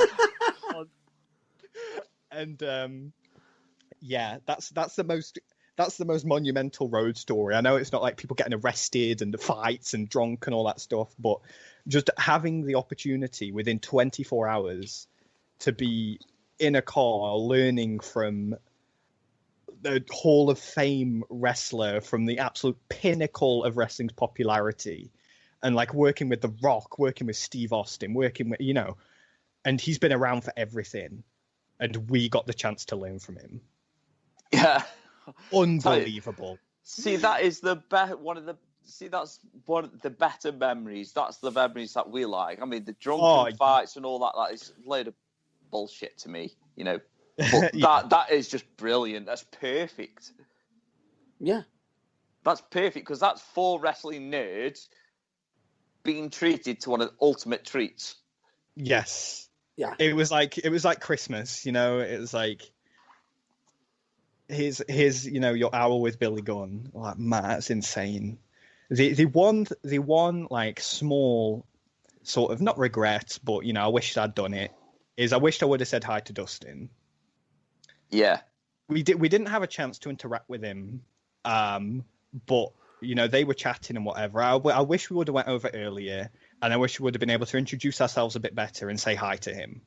Yeah. But then again, take into account, 1, you're young, 2, you've been put into a situation that you've not been used to.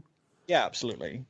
And until you've come, until you've done, had a few surprises and everything, where you've managed to bump into someone unexpectedly and try, it's like, don't fan out. Yeah. That, later on, that comes more naturally. Because believe me, there's moments when I've done it myself. There was very early into my training, we had a seminar with Jigsaw from Chikara, and I was like, man, this is insane. Like, I've been wrestling for 2 months and I've been training for 2 months even. I'm like, here's Jigsaw telling me about wrestling. Like, this is mental. And I've had it on shows and stuff too. Like, I've been up to people, I've been like, oh my god, that's that's them. Like, holy shit. I can just imagine you fanboying out, because that's just... Wait. I just realised. Irvine's laughing right now. You got yours yet to come. Oh, for God's sake. It'll happen. No, the good thing about it is, it's something that you'll fondly remember. I hope so. Absolutely. I hope so. I already have fanboy moments when I see Con in the ring. I'm like, "Oh, Con!"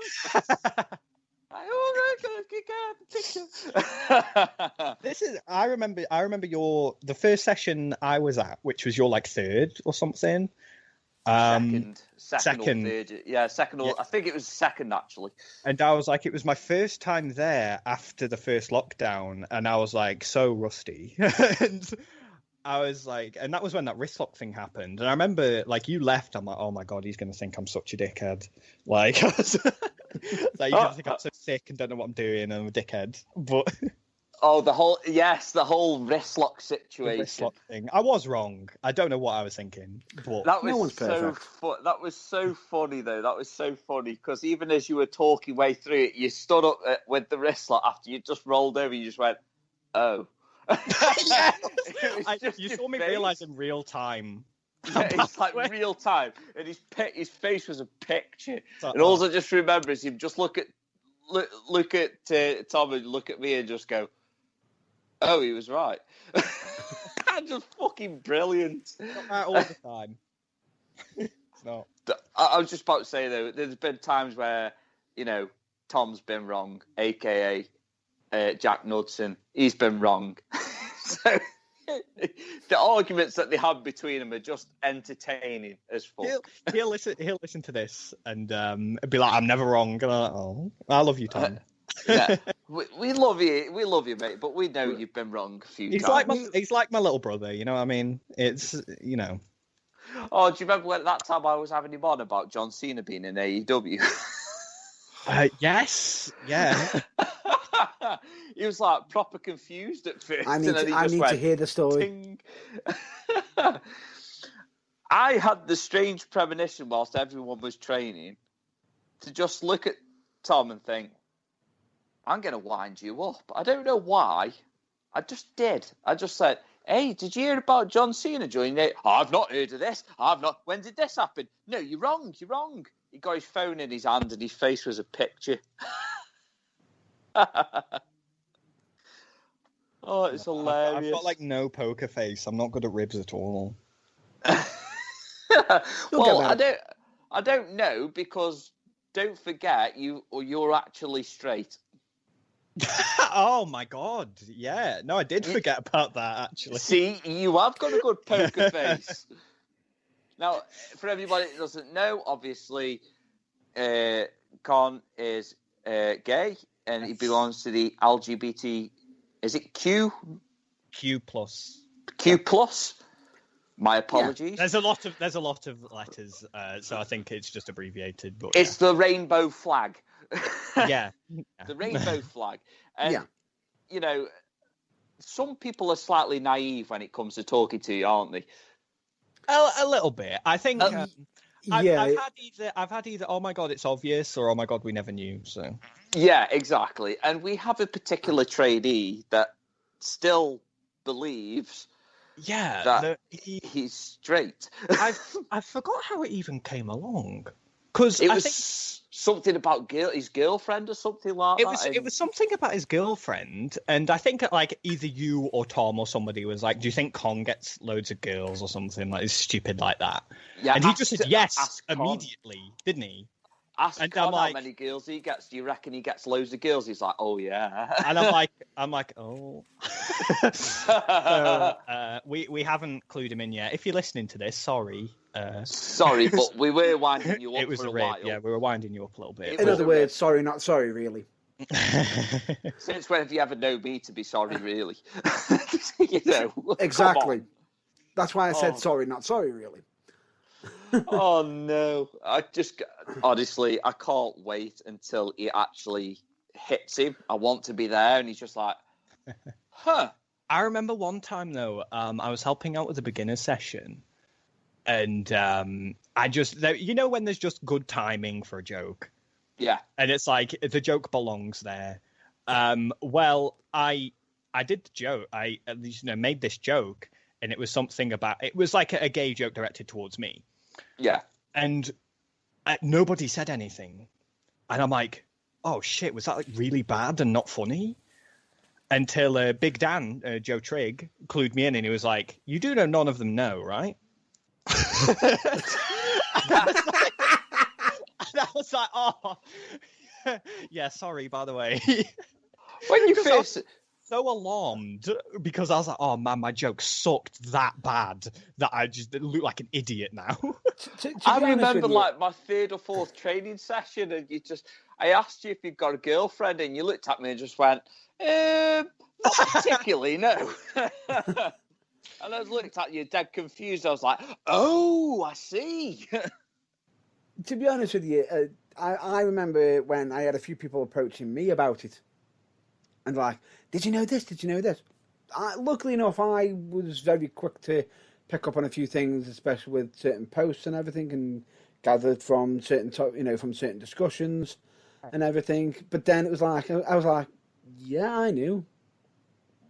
It was like, I knew straight from the class. Like, wow, it's like, am I being gossiped about? I didn't know this. No, that's why your ears are always burning. No, the good thing about it is, not in a bad way. Oh, great. Okay. Not in a bad way. It's always been in a positive way. It's always been in a positive way. As with the fact of how open you are about it and everything when people have asked you. Oh yeah, I'm not like ashamed, anything like that. I won't, Far from it. I won't hide it. If you're somebody who is currently not out and you're hiding it, that's not a bad thing. Do it at your own comfort level. Yeah, it's your choice. Don't let anybody take the choice away from you. That's your choice. Yes. Yeah, exactly. And if anybody feels like it would, stop them from getting into the wrestling business, it's not true. No, it's not. Definitely it's not true. Wrestlers and the wrestling community is a very tight-knit community, and they look out for one another. Gay, straight, doesn't matter. You will. I won't sugarcoat. You'll get the odd, person America, maybe not. I've been lucky that I haven't had any wrestlers like say anything to me with fans and things like that, where it's like, oh, you just wrestle so you can touch men and all this stuff, and it's ridiculous. Like, if you spent 10 minutes talking to me, I actually care about wrestling. That's such an absurd sort of never a question narrative, Yeah, it's just ignorance at its best. Yes, really. Absolutely. It's ignorance. Yeah, actually, 100%. Here's a little story, and it actually involves yourself, Con. Okay. I remember when we were at a certain show where someone... yeah. go on. I know what you know exactly where I'm referring to, where you had a certain fan being a bit ignorant to what he was saying. I did. Oh, I've heard about this one. Yeah, I remember. I had a fan call me a slur during a tag match. I think it's okay for you to say it. No, I'm not going to. But, no, that's fair enough. But I'm just saying, like, it's okay for you to say it if you want people to know. I had a fan call me a gay slur during a tag match, so I jumped down and confronted the fan.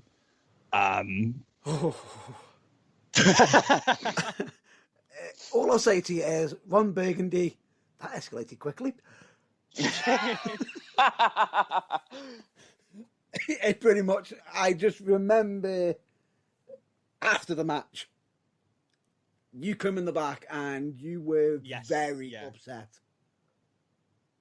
Yeah, you can't do things like that. You know what I mean? That's just. I agreed with you on that. I don't want it to be like misconstrued. I didn't hit the guy. No, I didn't there was Although I so wish you had about it. I never attacked the guy. It was nothing like that. It was verbal. It was words exchanged. Yeah, absolutely. It was an argument, a disagreement, a very strong disagreement. And when you got to the back, I could tell you were really upset. And that's, if you remember, I remember taking to one side, trying to calm you down. Yes, yeah, you did. It was you, Ryan Myatt, Joseph Cardinal, and Paul Malin. Were all like great in helping me out with it, because I was fuming. It was the first time anything like that happened, and like you're not getting away with it. I couldn't like let it slide. Yeah. No, it to be honest with you, it was something that shouldn't be condoned. Of Agreed course, with you. yeah. But if you notice, what I just calmed you down. It's like, cooler heads prevail. And if I recall, certain words were exchanged with a certain fan from the promoter as well. Yes, yeah. In regards to it, yeah, because of the situation, it's just, it's a topic where ignorance shouldn't be. We can understand that someone might not understand the situation, but being ignorant to it is, words can, words may, a lot of people can sit there and saying sticks and stones and everything, but words can have hurtful meaning behind it. Absolutely. And there could have been someone in that crowd who wanted to get into wrestling, and they see sort of somebody up there just portraying themselves. Yeah. And they see that I get attacked in that way with those kind of words, those, being, slurs. And they might see that and think, "Oh, I'm not going to wrestle." Like, look at that. Exactly. He's open about who he is, and he's getting attacked for that. Like, that's not, I won't do it. And that will put people off, and that'll put people off very quickly. And this is why, also, as well. I mean, it's a very good point to actually bring up that in football or soccer, wherever you're listening to this, any sport, well, not necessarily. No, I would say that soccer and football is the main one. Really, that there are not. I don't even think there are any openly gay footballers. Correct me if I'm wrong, but I really don't think there is. I don't know of any, but I'm not like the guy to come to for football. So no. This is what I'm saying, though, is just that you've got fans chanting. I mean, the worst one is Brighton, obviously, because it's like capital gay, isn't it? It's, everybody goes there for the nightclubs and stuff like that. It's brilliant. So you know, and you got these visiting fans and they start chanting, singing, "We can see you holding hands," and all that kind of shit. And for somebody that wants to be a footballer who may be, you know, thinking of coming out as openly gay and they want to be a footballer, they're going to be put off by that sort of stuff. Absolutely, yeah. You know, so you could actually see yourself as, you could see yourself as quite an inspiration, really.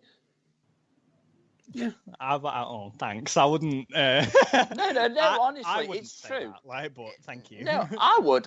I'd genuinely say that because they could look at you and just go, "Wow, so it is a diverse community. You know, it is okay to be who you are. So yeah, you should see it that way. And if you don't, I'll slap you."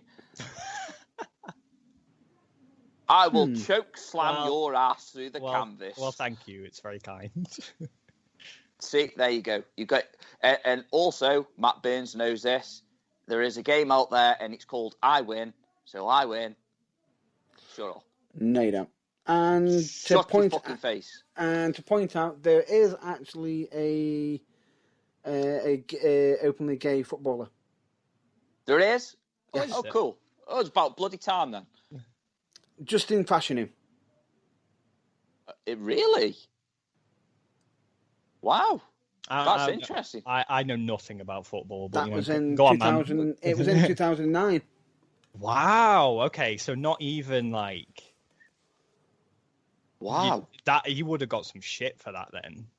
Too. Oh God, yeah. Brave guy. Brave guy. It's something that's. It's a topic that needs to be. Me personally, I think it should be, regardless of it. It shouldn't be. It should be all. You know, all doors open. And everyone's welcome. Giggity. No, but no, you get what I'm saying. The idea being is it's meant to be. You know, wrestling isn't just for a select few people. You know, sport. You know, everything should be for everyone. Everyone should be able to get to enjoy it as much as everybody else, as the next person. To be entertained, to have an enjoyment. Wait, did you say Justin Fashanu? Yes. Yeah, bro. He's like, I think he's dead now. Yeah.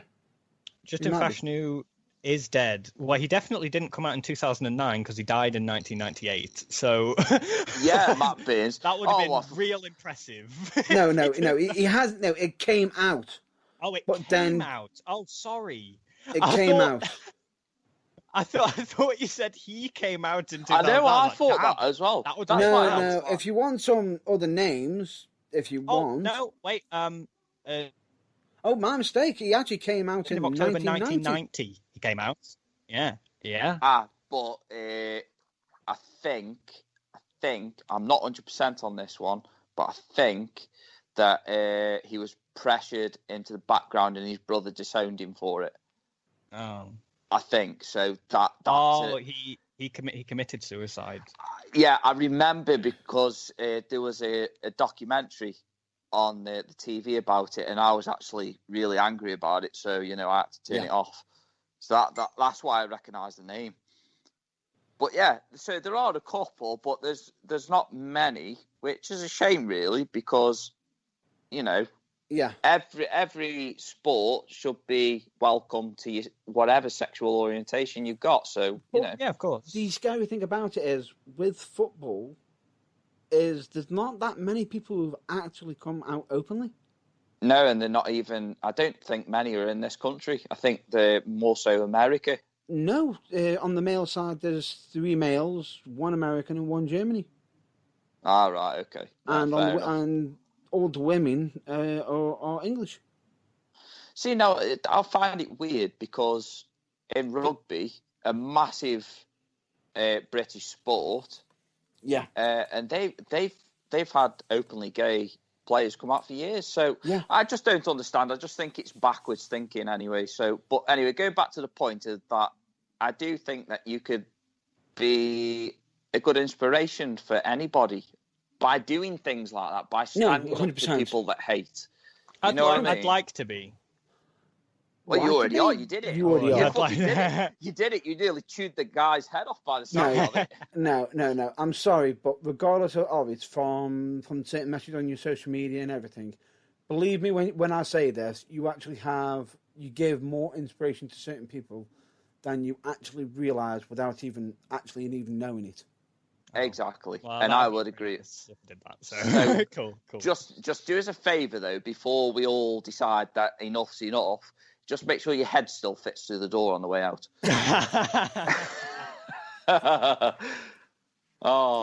Yes, and just bear in mind that the next time I encounter you in a match, I have to give you a kickback. If you remember. Oh, interesting. If you remember it. Yeah, I do. You got stiffed. All I'll just say is... Don't worry, there'll be plenty more where that's come from, you know. Really? No, but is there, with the wrestling industry, because we've noticed that you've mentioned a few names and everything with it, is there any names that you sort of want to give a shout out to? Any places you want to give a shout out to? Oh, wow. Names wise, follow Tom and Andy on everything. They're great. At Jack Knudsen and at Andy Condevice. Yeah. I think they have like a universal tag as well, so that's like Twitter and Instagram and everything. Yep. Yeah. And oh man, I feel like if I say anyone else, I'm gonna forget something. No. You don't need to mention names or anything. They'll probably know who they are. Just a shout out to everyone that you love in the wrestling industry. That's probably a better way of putting it. Yeah. Oh, yeah. Like, oh my God. Is there any organisations that you want to mention? Any podcasts that you might have been on? Sure. I know. I'm very Back to Future. Future Wrestling run in Mansfield, and absolutely fantastic. They used to be a company, but they've like progressed into something of their own, and I've had the chance to work with them quite a few times. Yeah, and it's such a live and happy place to work. Yeah, and I'd say a podcast I was on the Big podcast with Jason Joshua. Apologies for that. Could you just repeat that, because the line sort of... yeah, sure. Sorry. I was on the Big Queer Wrestling podcast with Jason Joshua. Yep. Which is probably about half the length as this one is. Well, that's okay though. That's okay. Yeah. But we've just been like reminiscing and this is the first time we've all spoken in a while, so exactly. Catch up. Yeah. So yeah, I was on there. Snap, Crapple and Cheap Pops as well with Tom and Andy, and we played a rigged game of Family Fortunes on that. And I do have a shirt on my Big Cartel currently, if you're interested. It's benjaminharland.bigcartel.com. Oh wow! We were going to get onto that, So basically, if anybody is interested in buying some of his buy his fucking merch. There you go. You know where to look. But is there any place that they can find you on social media, of course, as well? Sorry, you cut out this time. I didn't hear. Is there any places that people can find you on social media for yourself? Yeah, I am at Sweet Prince BH on Twitter and Instagram, and Benjamin Harland Wrestler on Facebook. Perfect. But I think that's about a wrap up for this interview. Genuinely been an absolute pleasure. It's been a lot of fun. It has been a lot of fun. I will admit that this has probably been one of my favourites so far. Oh. Yeah. Oh, thanks. Don't worry. I'm genuinely looking forward to that first hug that we have when we see each other for the first time in God knows how many months. Yeah. It's going to be emotional. Nicking me line. But yeah, genuinely, it's, I'm pretty sure this probably won't be the only interview that you have with us. Oh, I'm Okay. pretty sure. I'm pretty sure of that. I'm pretty sure because what we are doing at the moment, obviously we're doing audio at the moment, and what we'd like to do is when lockdown's over and we can all sit around in a happy circle singing Kumbaya and sharing s'mores and, oh, sorry, I was thinking of like a really bad horror film, man. But yeah. What? We could all... What film are you thinking of? Well, I've got to sit next to fucking you, Anna. Well, bear in mind, which one's more scary, being sitting next to me or sitting next to you? I don't know, mate. I don't sit next to a mirror, just you. But yes, there we go. Anyway, so yeah, we could all sit around in a big circle and do video chats and interviews and stuff. Like a round table, right? Yeah, that'd be so cool. Honestly, it'd be so cool having loads of stories. That's a brilliant idea, actually. Oh my God, we're nicking that one. Copyright. Screw you, Benjamin Harland. Don't listen to this. You know. Too late. Too late. We stole it. Get it, got it good. That's the new catchphrase. Well, anyway, all I'll just say is thank you very much for being on the show. But I'm just going to say a thank you to all the listeners who've listened to this episode. Of course, I'd recommend it's been a full 2 hours. Wow. Full 2 hours. Full 2 hours of fun and talking bollocks. Just me talking bollocks, by the way. But genuinely, thank you very much for listening again. But just so you know, most likely, if you're wanting to hear more of this, there is plenty of other TBT interviews, of course, with other people, and there will be more coming in the future. So we'll hopefully catch you on that, or we can hopefully catch you on the next Burning Truth episode, which is every Sunday, 6 p.m., where I'm pretty sure that me and Irvine are usually talking nonsense with some wrestling. Yeah, just listening to you babbling. But generally with all that, all I'll say is I've been Matt Burns. I've been James Irvine, and it has been a pleasure interviewing a very good friend and a very good up-and-coming wrestler, and that would be Benjamin Harland. Yeah, that's me. Thank you. Thanks for having me. It's been fun. It has been fun. It has been fun, but for now, it has been emotional. We'll hopefully catch you soon. Catch you later. Soon.